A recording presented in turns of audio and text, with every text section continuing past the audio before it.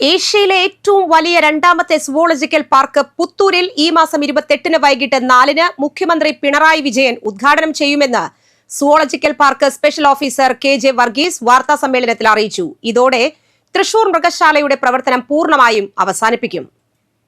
മൃഗശാലയിലുള്ള മാനുകൾ ഒഴികെയുള്ള മുഴുവൻ മൃഗങ്ങളെയും ഉടൻ പുത്തൂരിലേക്ക് മാറ്റും. സഫാരി പാർക്കിന്റെ നിർമ്മാണം പൂർത്തിയായാൽ മാനുകളെയും തൃശൂരിലേക്ക് എത്തിക്കാനാണ് പദ്ധതി.